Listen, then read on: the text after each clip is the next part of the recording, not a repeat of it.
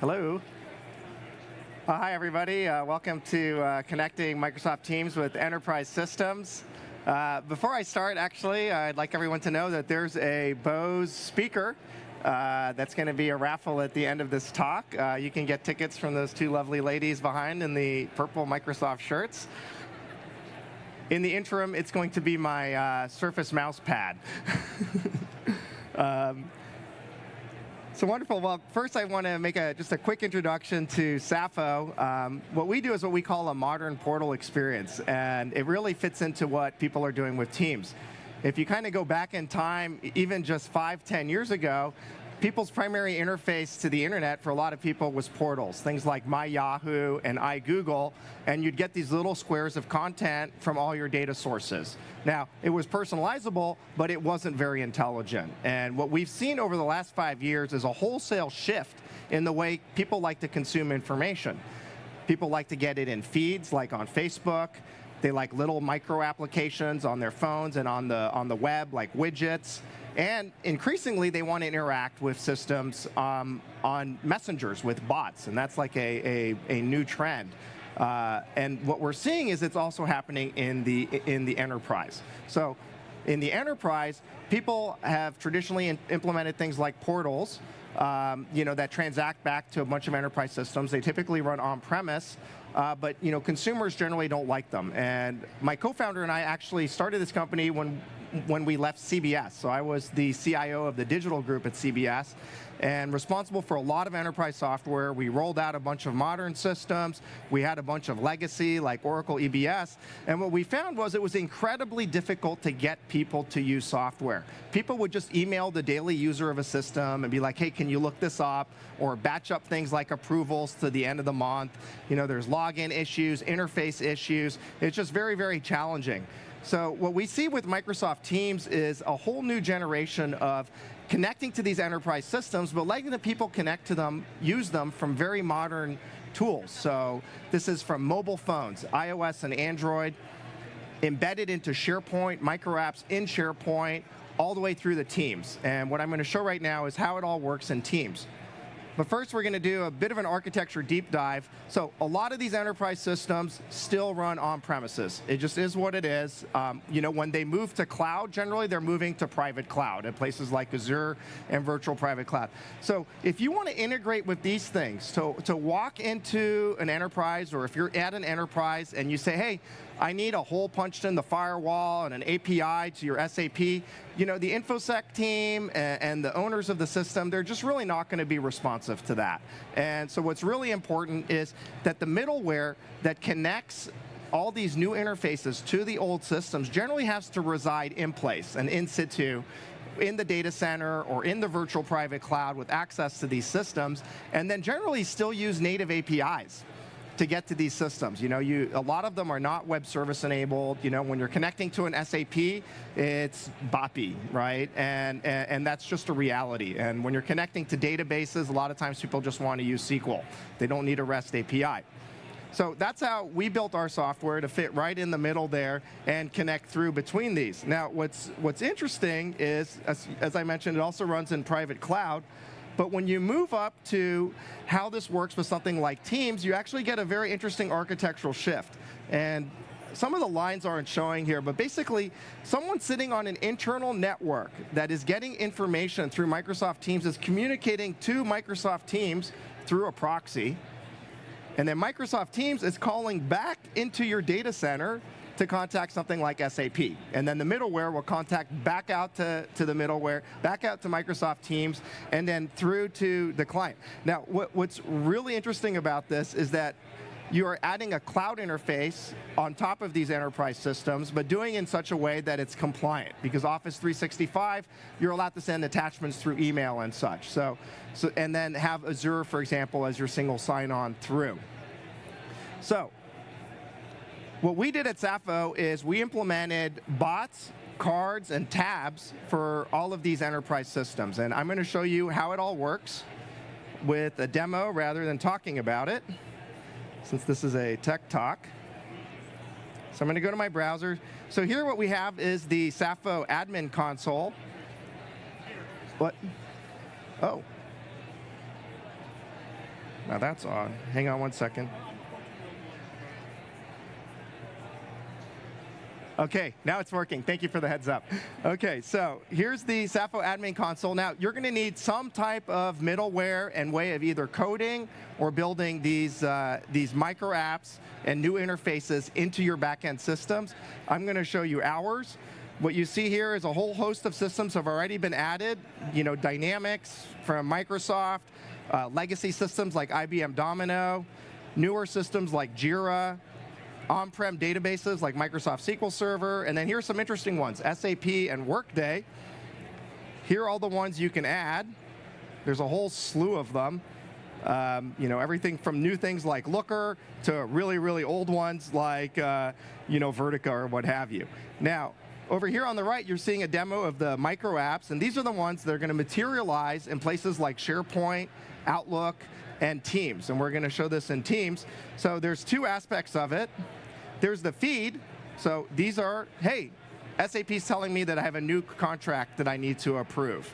Or I can do lookups. For example, here's an employee directory contacting Active Directory, and I can like look up employees and search for them. Now, let's go into SAP, and I'm going to show you events. And what's really interesting about how Teams works is it's a shift in how enterprise systems work. Generally, systems of record are very CRUD-based. People using something like Facebook or Messenger, they want to be notified about things. They want to know when something changes. So the critical aspect here is to monitor change in these systems. So here we're looking for a new contract in SAP. And there's a little rules engine that says, hey, when there's a new record in contract, notify these people, and I can say the executive team. And now you can see the channels that it goes through to. And it just uses mustache tags so you can insert data. And you know, when there's old values and new values, you can do shifts. It changed from this to that, or there's a contract that improved by this amount or a delta. So here's the card you saw. Here's a push notification, but now we're getting to the interesting stuff. Here it is in Microsoft Teams. You can structure a card with a message title, a message body, an image like SAP, or an image pulled from the database. And then you can have actions that do approvals and rejections all the way back through to SAP from an on-premise server using JCO to BAPI. So for those of you who don't know, that's the native way to connect to SAP. Now, let's send a test. And now I'm going to go over the Teams. And let's see it materialize. New messages. Here's our new contract. And then when I approve that, it transacts back, and you can see the contract was approved. Now, that's one way. What about the other way? What if I want to know what's going on with my Casio contract? Well, now, from the bot, it's going through to the middleware in Sapho, through to SAP. It's going, what's going on with the Casio contract? And you get an answer back. So this is showing two-way communication all the way through to enterprise systems from a modern interface in a very, very secure way, contacting SAP with its native APIs. So this is sort of an end-to-end example of how you can notify people about interesting events in their enterprise systems through to Teams, let them perform an action all the way back through the enterprise system, and then subsequently be able to query those enterprise systems using the beginnings of a natural language interface. So I'll show you how to build that natural language. Right now it's commands, and we're working with Microsoft right now on their Lewis technology so that we can turn that into a query for arbitrary objects.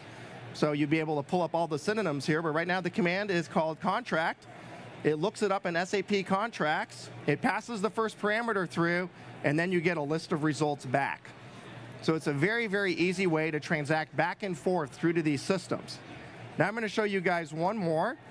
We're going to go to Workday. And here we're looking at a new PTO request. Now what's interesting here is if I go into the preview, there's no approve here. Someone in HR decided from a compliance perspective, we're not going to allow the approvals from Teams. Well, what are we going to do then? I mean, the software has to be compliant, but we still want to get the stuff in people's hands where they are. So let me show you how that's going to work. People get a PTO request in Teams. When they click on see more information, this is like such a unique feature. Inside of Teams, we can pull up a micro app where the user can get more information and transact back. This is the Teams tab feature. And we're super, super excited about this. No other messengers have this. And what you didn't see here is it's actually using Azure SSO to log you into that frame. So if you're logged into Teams, it's kind of hard to demo because it's just a little blip, but we didn't see a login there. And that's because it passed the authentication through automatically. And that's because in Sapho, what I can do is come here and set up security, set up Azure Active Directory, and enable various micro apps and groups within those to use those. So you see the executive team is allowed to use SAP from Azure AD. Now, one last thing to show is, the editor behind all of this. So if I go into like Workday, into Pages, I can show you, for example, the page behind that PTO approval. So it's all drag and drop, and you can bind directly back to your data sources. Now, of course, if you're building all of this from scratch, you can do this in C# or what have you. We're just showing it to you in our tool, how it works end to end. All right, now I'm going to see if I can make it back to the presentation mode here. So what I think is going to be interesting, talking with Microsoft, is how we approach this problem. Because it's pretty complicated, as you can saw. There's a lot of different pieces to this. There's the bots, there's the tabs, there's the chats, there's the natural language, there's the events through. And what we really recommend is an incremental approach. And this is the approach we took. So Microsoft Teams supports webhooks. This is a very easy way it publishes a URL, you find something out in one of your enterprise systems, you call that webhook, you can send a message to people. I mean, it's just such an easy, simple way to get this working end to end. However, it's not as fully functional. If you want to be able to interact back and forth and do more sophisticated things, you can implement the Microsoft Bot Framework and the Graph API, and then you can start to call the Teams APIs, you can call the Office data, and the Bot Framework also provides a lot of services that makes it a little easier to get your bot up and going. The next thing you saw, and I think this is particularly interesting to enterprises, is the tab. Now, the tab is a little harder to do, and it has to be side-loaded and what have you, and you have to figure out the authentication. But that, in our opinion, is where the real magic happens, because people can then transact directly within Teams in that frame. Another kind of exciting thing, because it's kind of the way when people are using Facebook or Twitter or what have you, they're very used to cards. So rather than just sending a message, it's really cool to use the cards. And Teams provides, pretty rich cards. There's a carousel. You saw the one with the image and the buttons on it. It's just a really fun way to get things in people's hands so that they can pay attention to it. So once we did all that, we're like, OK, no more making people sign on. Let's get that Azure SSO going all the way through into our frame, back into our middleware, right? Running on-premise or in the virtual private cloud. So we got all that working. And then we were like, hey, how about we let people just approve right in the card? Now, as I showed from a compliance perspective, you may not always be able to do that, but it's cool when you can do it. So we made it so you can bind those approve buttons, those reject buttons, those see more information buttons, all the way back through to the transactional systems. And what we're working on right now is the bot command. So you saw an early version of that. We're adding natural language to that, nesting, buttons. We think it's a pretty exciting thing. Now, they can't be used for everything, but they are a pretty cool feature. So I wanted to give a little bit of background of working with the Teams team, the Microsoft Teams team. We used the developer preview, and we kind of knew what we were in for. So there were a lot of API changes, tenants getting updated, and what have you. We couldn't get our bot to talk to our tab, and they were working on it. But look, and I couldn't believe this was a super responsive organization. We were working with the engineering team directly, the product organization, the partner organization, and I don't know, look, Sapho's been around for 3 years. We have a lot of enterprise customers, and we've also worked with a lot of the new messengers, and the other ones just weren't interested really in working to connect with legacy or old enterprise systems. And Microsoft, really understands the enterprise. And when they ran into us, they were like, oh my gosh, we can now have teams work with SAP and Oracle EBS, and it's all drag and drop. And they were super happy to work with us. It was a very, very different experience than, we're in Silicon Valley. So of course, we drive up and visit, the competitors, and, they had zero interest, right? They're like, you can order a whiskey from the messenger. And then they also really care about our feature requests. So one example is, after we got the click through to the tab, we couldn't access the profile. And we really wanted to know the username so that we could do matching. So what's the expense report for this person? And it was in an opaque token. So they gave us a hack within 24 hours that let us get the data. And then they just shipped it actually at build so that you have access to the user profile, which is, I don't know, it's super responsive, and it makes us really happy to work with them.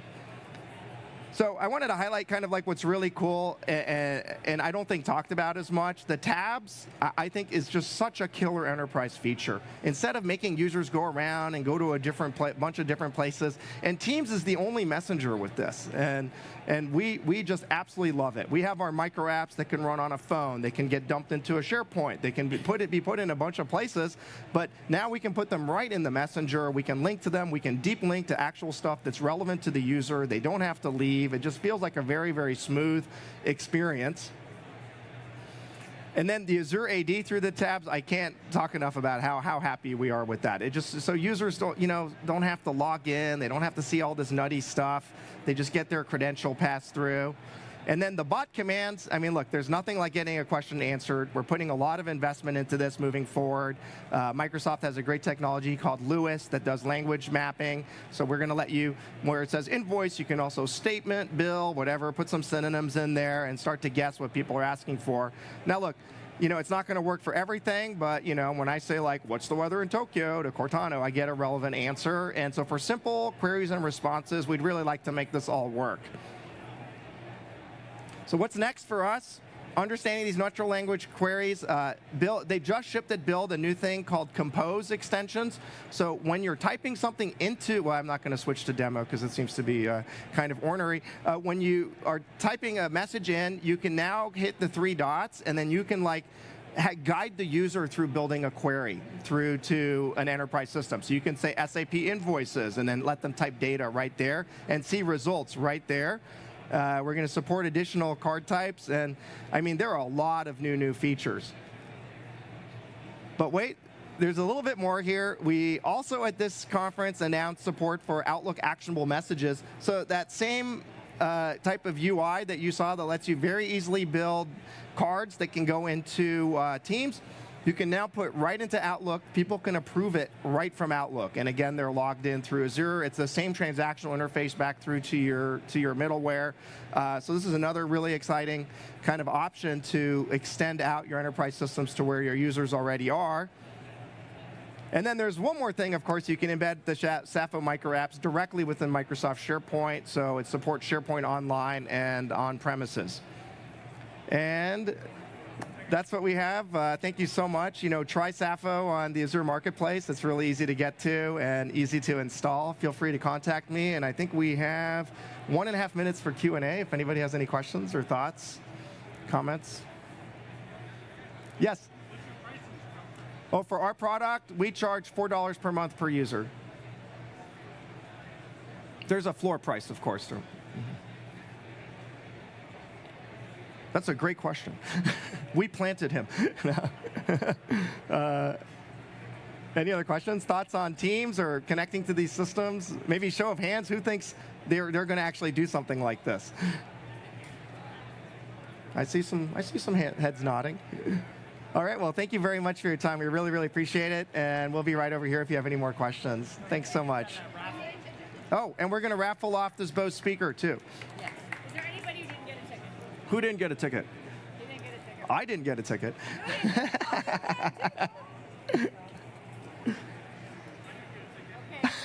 He's holding his ticket. Okay. I didn't get one over there. She didn't get one over there. Give me a. Come on, we have to include her. I feel like I'm at my kid's school. All right, here we go. Okay, and the winner is that 693? I can barely read that. 7684693. 693, last 3 letters. 3 no. Who won? 693. Right there, winner. We have a winner.